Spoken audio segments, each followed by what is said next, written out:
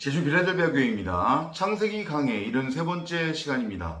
지난 시간까지 저희 창세기 12장 1절부터 9절까지 살펴보았습니다. 이제 여호와의 톨레도트를 구체적으로 여호와께서 12장부터 설명하기 시작하시는데 그 중심 인물에 누가 지금 등장하냐면 아브람이 등장합니다.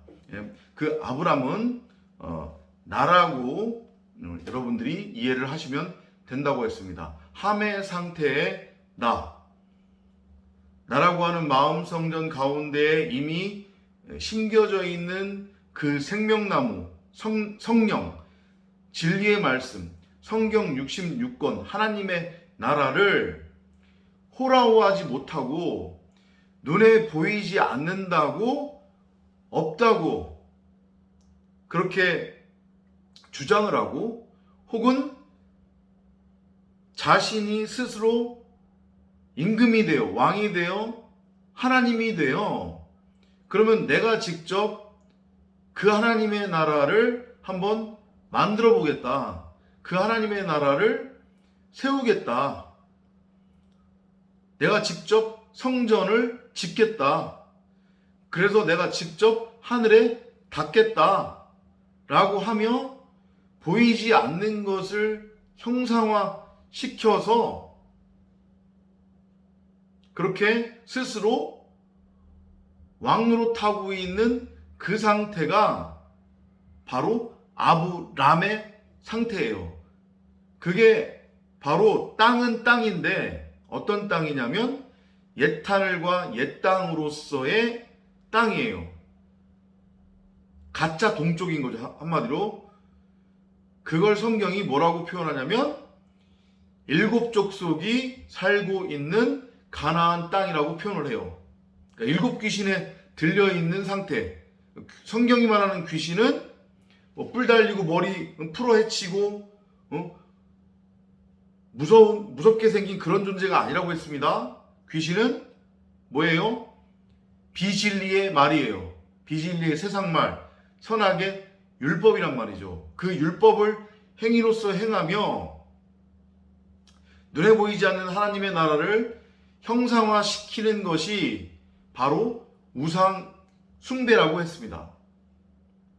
모든 인간은 그렇게 다 아브람으로 출발을 해요. 근데 그렇게 아브람으로 출발해서 아브람으로 끝나는 자가 있고 아브람에서 출발해서 아브라함으로 건너간 자가 있다는 거예요. 건너가는 자가. 그것을 대략적으로 설명하신 것이 12장 1절부터 9절이에요. 그 중에서 저희가 12장 6절을 이번 시간에는 조금 더 자세하게 살펴보려고 합니다. 왜냐하면 이 12장 6절이 아브라함의 이야기를 끌고 가는 가장 핵심적인 내용을 담고 있기 때문에 저희가 좀 더 구체적으로 좀 알아야 될 것 같아서 이번 시간에는 12장 6절만을 집중적으로 한번 살펴보도록 하겠습니다. 12장 6절을 직역성경으로 먼저 읽어드리겠습니다. 아브람이 그 땅을 지나 시켐의 한 장소 곧 모레의 상수리 나무까지 왔다. 크나안인들이 그때 그 땅에 있었다. 자, 아브람은 의미가 무슨 의미라고 했죠? 우두머리라고 했어요. 우두머리. 그죠? 그러니까 그리스도 예수라고 하는 머리를 넘겨받아 그리스도 예수를 머리로 하는 성전이 되어야 하는데 아직은 그렇지 못하고 자기 자신이 머리가 되어 자기 자신이 직접 자신이라고 하는 땅을 경작해서 그러니까 율법을 열심히 행해서 그 자기 자신이라고 하는 땅에 자신이 직접 하나님의 나라도 건설하고 성전도 세우고 거기에 탑도 세워서 그 탑을 통해 하늘에 닿겠다고 하는 것. 그게 결국은 우상숭배라고 그랬고 보이지 않는 것을 형상화시키는 게 우상숭배라고 했으니까요. 그죠? 우상이라고 하는 것의 의미가 그거라고 했으니까 그게 곧 자기 자신의 이름을 내고 있는 거란 말이에요. 그래서 아브라함의 이름이 아직은 아브라함이 아닌 아브람. 스스로 자기 자신에게 준 이름, 율법의 행위를 통해. 이해되셨습니까? 그 아브라함이 지금 시켐의 한 장소에 들어왔대요. 지금 가나안으로 이제 들어온 장면이라고 했어요. 그죠? 근데 이 시켐 히브리어는 이게 세겜이거든요. 세겜. 여러분들이 잘 아시는 세겜인데 이 세겜이라고 하는 뜻은 어떤 의미를 갖고 있냐면 어깨라고 하는 뜻이 있고요. 그 다음에 이게 아침 일찍이라는 뜻이 있어요. 혹은 아침에 일찍 일어나다라는 뜻이 있어요. 그러니까 이건 어떻게 연결해서 여러분들이 이해를 하시면 되냐면 창조가 일어날 때마다 저녁이 되고 아침이 되니 몇째 날이더라. 이렇게 계속 넘어왔잖아요. 그죠? 그리고 출애굽기 강해를 저희가 다시 재개할 건데 그 출애굽기 강해에서 모세가 한 가지 한 가지씩 하나님의 힘을 빌어 혹은 하나님이 모세를 통해 어떤 비유와 표적을 바로한테 보여주신 다음에 그리고 나서 바로를 찾아가는데 꼭 언제 찾아가냐면 아침 일찍 찾아간단 말이에요. 이해되시죠? 그리고 구약에 많은 그 아침 일찍과 관련된 내용들이 나오는데 꼭 보면 아침 일찍 일어나서 뭐 장막을 쌓는다든가 아니면은 제단을 쌓고 제사를 지낸다든가 이런 장면이 나와요. 그럼 딱 감이 오시죠? 그죠? 저녁이 되고 아침이 되니 몇째 날. 그러면 그것은 어둠에 대해서 갇히고 빛으로 임한다. 빛으로 세워졌다고 하는 것을 의미한다고 했잖아요. 그죠? 우리의 이 호코스모스 세상에서의 하루하루, 그날그날의 창조의 과정을 나타내는 거라고 했어요. 점점 진리로 우리를 가까이 끌고 가는 그 하나님의 섭리, 말씀을 통해 성령의 이끄심을 통해 그때 나오는 게 아침이고 그 다음에 모세도 꼭 바로왕을 찾아갈 때 그 바로가 결국 나라고 하는 옛사람이잖아요. 그죠? 그 바로를 찾아갈 때도 꼭 아침에 일찍 찾아간단 말이에요. 그리고 구약에서 믿음의 선진들이 꼭 제단을 쌓고 하나님을 예배할 때 그리고 혹은 하나님의 임재가 있을 때 꼭 아침 일찍이라고 하는 게 등장을 해요. 그런 의미에서 이 세겜이라고 하는 땅을 이해를 하시면 되겠죠. 그러니까 가나안은 분명히 여호와께서 아브라함이 아브라함 되기 전부터 이미 약속을 주셨잖아요. 그죠? 이 땅은 내가 너의 씨들에게 줄 것이다. 그걸 약속했단 말이에요. 근데 저 앞쪽에서 보면 그리스도의 모형인 노아가 세 아들들 중에 함을 저주하잖아요. 그죠? 근데 그 함은 가나안의 7족속의 조상이라고 그랬단 말이에요. 그러니까 한마디로 얘기하면 가나안은 지난번에도 설명드렸지만 노아의 저주를 받은 땅이란 말이에요. 근데 그 땅을 여호와께서 아브라함의 씨에게 후손들에게 곧 그것은 독생자를 뜻하는 거잖아요. 여러분이나 저 에클레시아 교회 성도를 의미하는 건데 그들에게 주겠다고 약속을 하신 땅이란 말이에요. 그러니까 이거를 어떻게 이해하면 된다고 했어요. 우리는 처음에는 함이라고 하는 존재로서의 땅이라고 그랬잖아요. 옛하늘과 옛땅. 아랫물, 저주의 바다, 율법에 매여 있는 흑암공허 혼돈의 상태, 불임 상태가 나라고 하는 땅이었단 말이에요. 옛하늘과 옛 땅. 그게 곧 뭐냐면 율법이라고 하는 일곱 족속에 그 일곱 귀신 들려있는, 그러니까 율법이라고 하는 일곱 족속이 장악하고 있는 그 땅을 의미하는 거란 말이에요. 근데 이 땅을 어떻게 해서 밭가리에서 그 일곱 족속, 일곱 귀신을 진리의 말씀 성령으로 몰아내고 거기를 밭가리에서 이제까지는 땅의 예루살렘 성전이 세워져 있었던 그 나라고 하는 땅을 하늘의 예루살렘 성전, 곧 진리의 세 번째 성전, 정사각형의 세 번째 성전, 곧 새하늘과 새 땅으로 내가 너를 반드시 그렇게 바꿀 거야. 지금 네 안에 있는 그 가짜 성전, 그건 내가 돌 위에 남지 않고 무너뜨린 다음에 거기에 진짜 성전을 내가 세울 거야. 그게 결국은 뭐가 되는 거예요? 진짜 가나안이 되는 거예요. 일곱 족속, 일곱 귀신, 선악의 율법이 물러간 새하늘과 새 땅.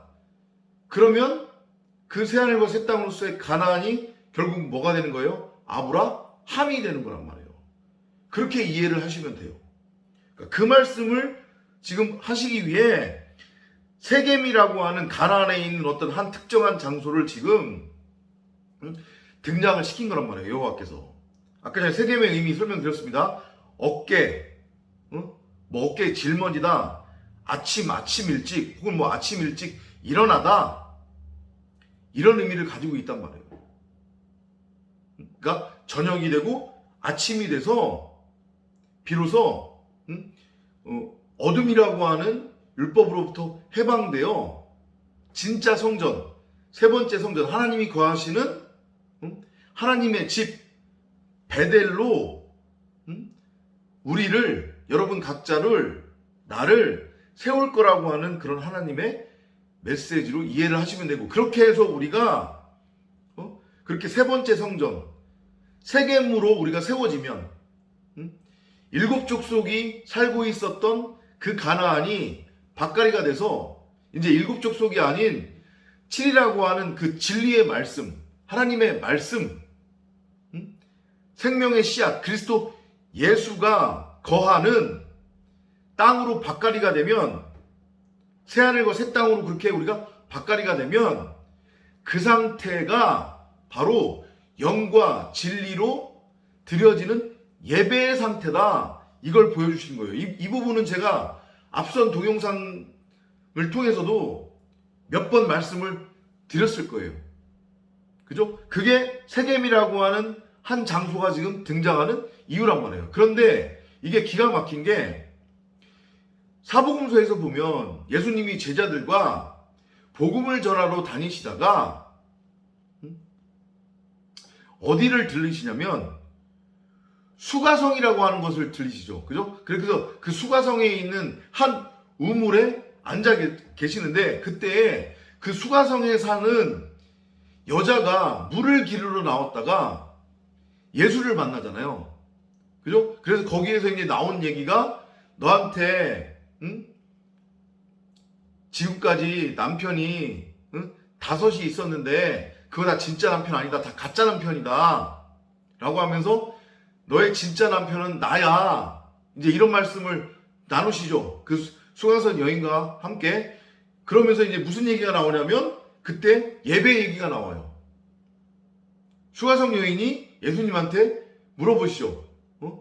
성전 얘기도 물어보고, 진짜 성전은 어디 있습니까? 그리고 또 예배 얘기도 한단 말이에요. 어디서 드리는 예배가 진짜 예배입니까? 근데 그때 예수님이 뭐라고 말씀하시냐면, 영과 진리로 예배 드리는 때가 올 때가 있다라고 말씀을 하시면서, 영과 진리로 드려지는 예배에 대한 말씀, 영과 진리의 예배가 무엇인지, 영과 진리로 드리는 예배가 어떤 것인지에 대한 설명을 그 여자한테 설명을 하신단 말이에요. 그 여자는 바로 나잖아요. 여러분이랑 저. 진짜 생수, 진짜 물을 이제까지 만나지 못해서 율법이라고 하는 수고한 무거운 짐을 짊어지고 열심히 우물에서 물을 퍼나르고 있었던 그 수가성 여인, 이제까지 열심히 영과 진리의 예배가 아닌 율법의 행위를 통해서 종교생활, 보이지 않는 하나님의 나라를 자기가 직접 세우겠다고 율법의 행위를 통해 하나님의 나라를 자신이 직접 형상화시켜서 종교생활을 하고 있었던 그 나로서의 수가성 여인, 그건 뭐 지금 한국교회 모습과도 같단 말이에요. 다 지금 종교생활하고 있는 거잖아요. 형상화시켜서 형상화된 예배당 건물에서 거기에 꼭 나와야 하고 거기에서 꼭 예배를 드려야 하나님을 만날 수 있고 그게 바로 하나님을 예배하는 진정한 믿음이다, 이러고 착각에 지금 빠져 있는데, 그러한 수가성 여인으로서의 우리에게 예수님이 하필이면 그 수가성이 어디를 말하는 거냐면 바로 세겜 땅을 의미하는 거란 말이에요. 그 수가성이 의미하는 게 거기에서 영과 진리로 드리는 예배에 관한 말씀을 하신단 말이에요. 네가 이제까지 드린 예배는 다 가짜 예배야. 그건 네가 진짜 남편을 만나면, 네가 진짜 생수를 마시면 너는 더 이상 그렇게 율법을 행할 필요 없고 종교생활을 할 필요 없어. 왜냐? 그러면 내 마음성전 가운데에 있는 생명나무, 내 마음성전에 이미 묻혀져 있었던 성경 66권을 진리로 호라호하게 되는 거니까 율법을 열심히 행해서 보이지 않는 하나님의 나라를 형상화시키겠다고 그 난리를 칠 필요가 없는 거잖아요. 이제는 내 눈에, 사람들 눈에는 보이지 않는 하나님의 나라가 보이니까, 그러면 그게 바로 영과 진리로 드리는 예배래요. 영과 진리로 드리는 예배의 상태래요. 이해됐어요?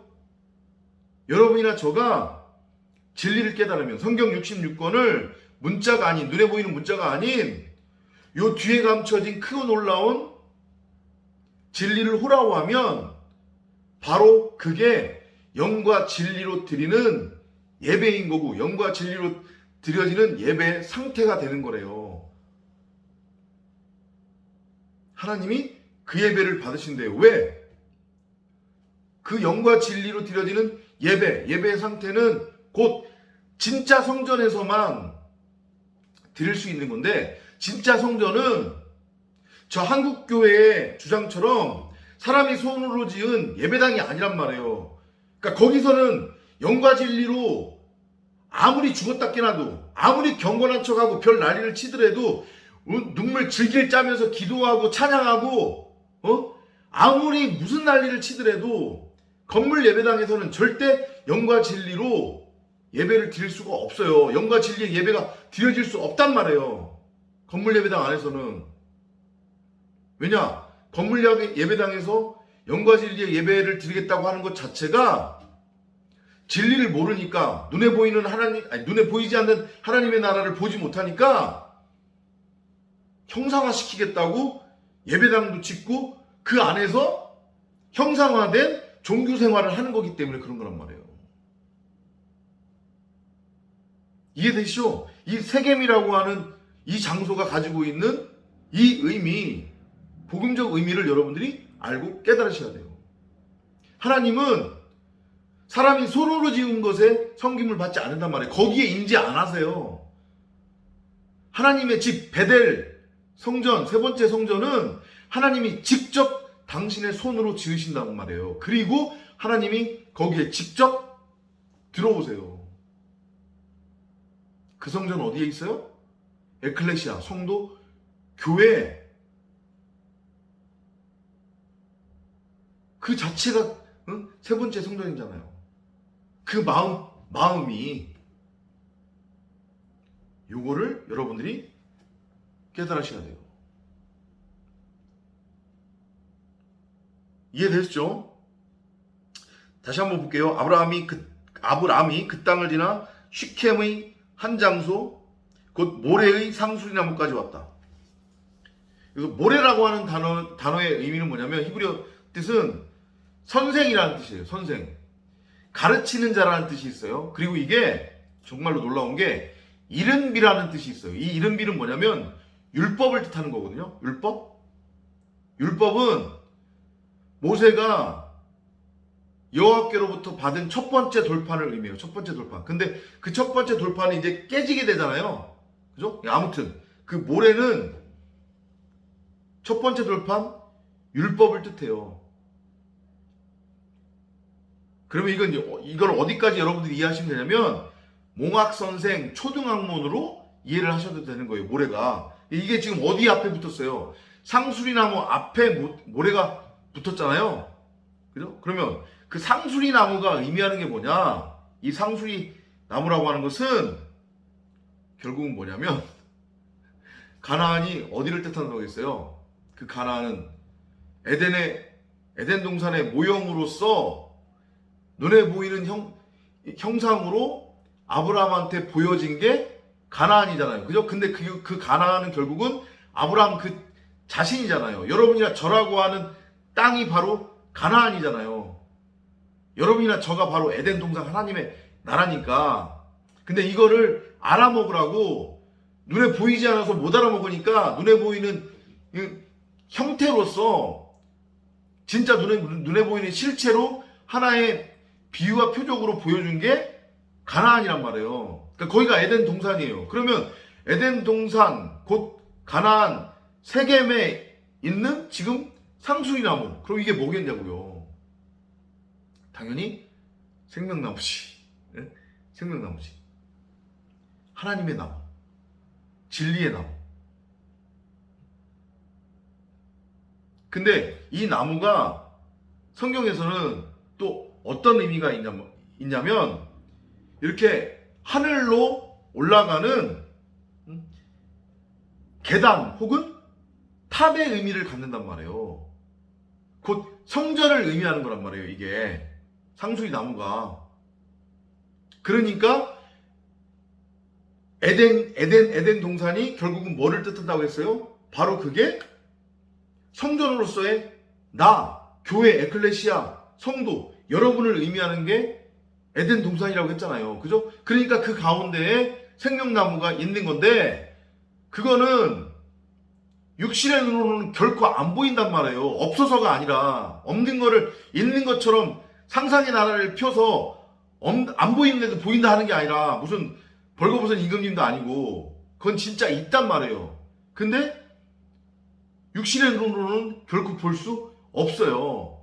그걸 지금 보여주고 있는 거예요. 모형으로.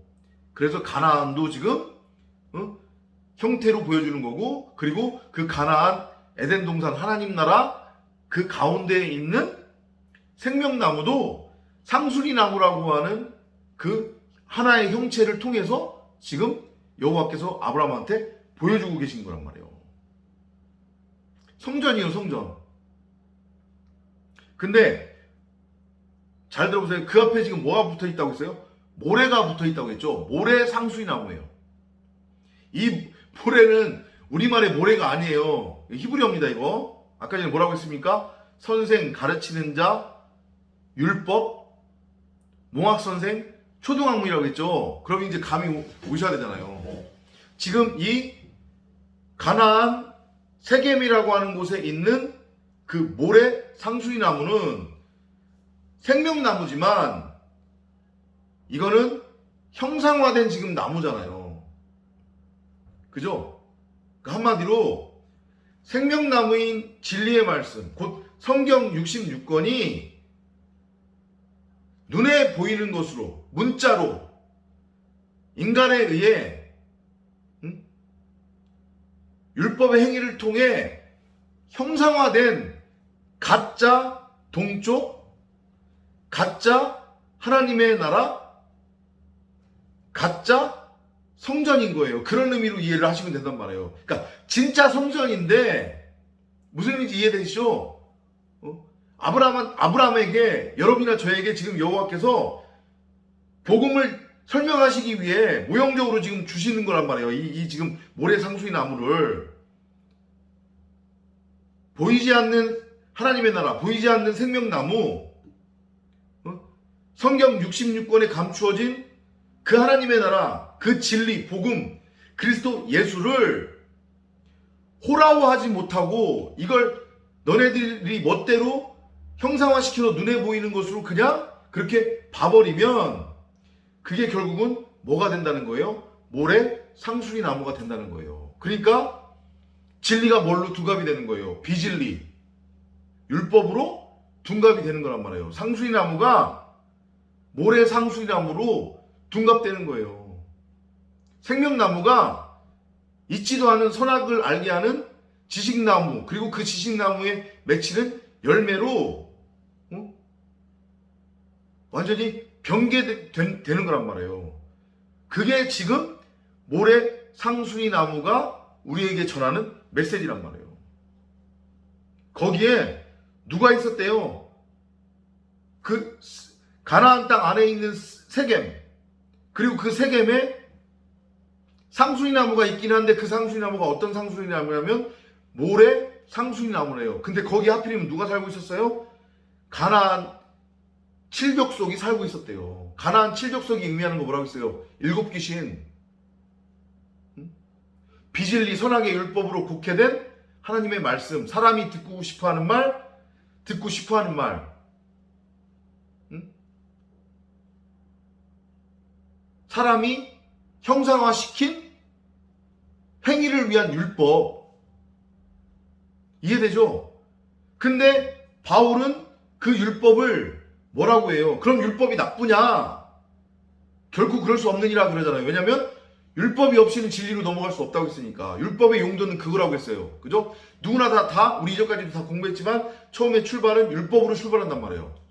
처음에는 보이지 않으니까 생명나무가 그걸 다 뭘로 보냐면 모래 상수리 나무로 바라본단 말이에요. 이해되죠? 근데 그거를 통해서 진리를 깨달아 진리로 넘어가면 그 모래 상수리 나무는 이제 진짜 폐해지는 거죠. 원래 없었던 거니까 그건 진짜로 사라져요. 그리고 우리가 봤을 때 그 세겜 땅 가운데에는 텅 비어 있단 말이에요. 그냥. 근데 그게 텅 비어 있는 게 아니죠. 거기에 뭐가 있어요? 상수리 나무, 생명나무가 거기에 서 있는 거예요. 하나님의 나라 성전이 거기에 서 있는 거란 말이에요. 그 말씀을 지금 하시기 위해 세겜도 등장시키고 그 세겜에 상수리 나무가 아닌 모래 상수리 나무가 있다고 지금 말씀을 하시면서 그 모래 상수리 나무가 있는 곳에 누가 살고 있었다? 가나안 칠족속이 살고 있었다. 그러니까 이거 다 결국은 누구에 대한 얘기인 거예요? 아브라함 얘기인데 그 아브라함이 누구라고 했어요? 나라고 했잖아요. 우리의 상태가 이랬다니까요. 근데 이러한 우리 나라고 하는 그 땅을 오늘 초반부에도 설명을 드렸지만 어떻게 하시겠다는 거예요? 완전히 밭가리를 해서 하늘로부터 내려온 성전, 하늘의 예루살렘 성전, 곧 새하늘과 새 땅, 진짜 가나안, 진짜 상수리 나무, 진짜 세 번째 성전으로 세워서 내가 너를 아들로 낳겠다. 이 메시지를 미리 지금 여호와께서 아브라함에게 눈에 보이는 형체를 들이대면서 설명을 하고 계시는 거란 말이에요. 그래서 나무가 뭐라고요? 모래 상수리 나무인 거예요. 몽학 선생으로 초등학문으로 율법으로 주어진 상수리 나무. 그러니까 요거의 또 다른 메시지는 생명나무가 곡해가 되면 생명나무를 호라워하지 못하면 모든 인간은 다 뭐를 만들어낸다? 있지도 않은 모래 상수리 나무, 지식나무를 만들어내서 그냥 열심히 행해버린다. 그래서 가짜 열매, 원래는 없는 나무니까 지식나무는 거기에다가 열매도 맺어버린다. 다 눈에 보이는 것으로 형상화시킨다는 얘기죠. 이해되시죠? 무슨 얘기지? 근데 그걸 성경이 뭐라고 하냐면 우상숭배라고 해요. 우상이라고 하는 이 단어의 히브리어 뜻은 뭐냐면 보이는 것이라는 뜻이거든요. 우상이. 그리고 우상숭배는 그 보이는 것으로 예배하다라는 뜻이에요. 그럼 이제 이해가 되시죠? 형상화된 것이에요. 한마디로 얘기하면. 보이지 않는 하나님의 나라 생명나무를 자기들 멋대로 있지도 않은 지식나무, 모래 상수리나무로 형상화 시킨단 말이에요. 인간은. 그게 결국은 율법인 거예요. 그러면 그게 뭐가 되는 거냐면 12장 8절에서 나오는 아브라함이 거기로부터 베델 동쪽으로 옮겨서 천막을 쳤다고 그러잖아요. 그죠? 그리고 서쪽에는 베델이 있고 동쪽에는 아이가 있다고 그랬어요. 그러니까 천막을 친다라고 하는 자체가 장막을 치다라는 뜻인데 이게 결국은 무슨 의미라고 했습니까? 성전으로 세워진다는 뜻이잖아요. 그러니까 구약에 나오는 장막을 치다, 천막을 치다라고 하는 의미는 성전으로 세워진다는 뜻이에요. 그러니까 지금 여기 6절에 그 세겜 땅에 있는 모래 상수리 나무의 의미가 뭔지를 알아서 그 다음으로 넘어가면 7절에서 제단을 쌓잖아요. 그리고 여호와의 이름을 불렀다고 그러잖아요. 제단이 의미하는 게 뭐라고 했어요? 동물을 사육하는 장소라고 했잖아요. 동물을 사육하면 뭐가 나와요? 피가 나오죠. 그래서 제단을 쌓다라고 하는 의미는 동물을 잡아서 하나님께 드린다 이런 뜻이라고 했죠. 근데 그때 그 동물이 뭐라고 했어요? 바로 나. 성경에 등장하는 동물 짐승은 다 나라고 했잖아요. 율법에 매여있는 그 상태, 죽은 시체, 진리가 없는 상태를 성경은 이성이 없는 짐승이라고 그런단 말이에요. 그 구약에서의 그 제사는 그거를 알아먹으라고 율법을 통해서 여호와께서 주신 거였는데 이걸 못 알아먹고 계속 진짜 양 잡고 소 잡아서 피해 제사를 드리니까 나중에 여호와께서 뭐라고 그러셨어요? 책망하셨죠. 이것들아 나 좀 그만 죽여라. 왜냐하면 그 짐승이 결국은 그리스도 예수로서의 나를 의미하는 거니까. 이해되시죠? 그러니까 아브라함이 제단을 쌓았다는 것은 그러면 다나토스로 죽었다는 얘기니까 그러면 건물 성전 가짜 성전이 무너진 거네요. 그러니까 비로소 그 다음에 베델에 천막을 치는 거예요. 베델은 하나님의 집을 뜻하는 거거든요. 그러니까 하나님의 집에 천막을 쳤다는 얘기는 결국에 아브라함이 성전으로 세워질 것을 미리 보여주시는 거란 말이에요. 그런데 거기에 아이성이 등장한다고 했잖아요. 그죠? 그 아이가 의미하는 건 뭐냐면 이게 그 폐허된 산 이런 의미라고 했잖아요. 그죠? 작은 산 혹은 폐허의 상태 그런 것을 의미한다고 했는데 그러면 이게 의미하는 게 뭐냐면 바로 바벨탑을 뜻한다고 보시면 된다고 했잖아요. 제가 지난번 영상에서 설명을 드렸어요. 그럼 그게 의미하는 게 뭐냐? 똑같은 거예요. 앞서 설명드렸던 거. 상수리 나무가 율법으로 곡해되면 모래 상수리 나무가 되는 거고, 그러니까 진리를 호라워하지 못하면 성경을 문자로만 읽어버리면 모래 상수리 나무가 되는 것이고, 그러면 뭐를 하게 돼요? 인간이 열심히 행한다고 했죠? 열심히 행해서 자기가 직접 뭐를 쌓는 거예요? 진짜 자기가 성전을 쌓는 거란 말이에요. 건물 성전을. 그러니까 한마디로 설명을 드리자고 하면 세 번째 성전이 곡해되면 건물 성전이라고 하는 아이성이 돼버리는 거예요. 그러니까 여호수아가 아이성을 무너뜨리는 거란 말이에요. 그 아이성은 무너져야 되는 나라고 하는 율법의 성전을 뜻하는 거예요. 거기까지 쭉 연결해서 이해를 하시면 돼요.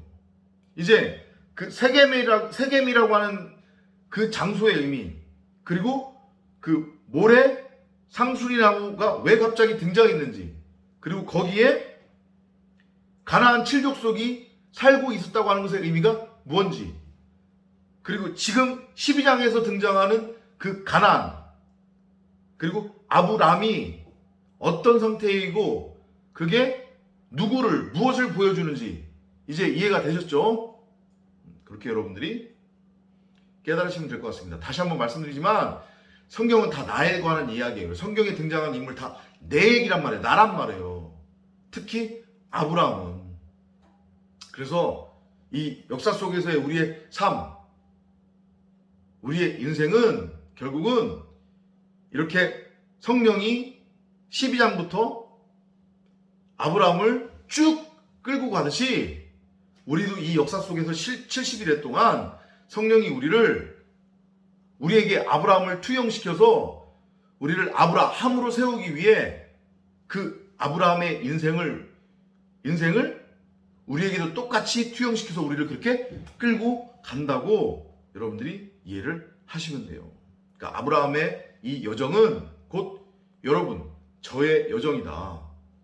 이렇게 깨달으시면 될 것 같습니다. 다음 시간부터는 이제 본격적으로 12장 10절부터 아브라함의 그 긴 성전으로 세워지기 위한 여정을 함께 걸어가 보도록 하겠습니다. 다음 시간에 찾아뵙도록 하겠습니다.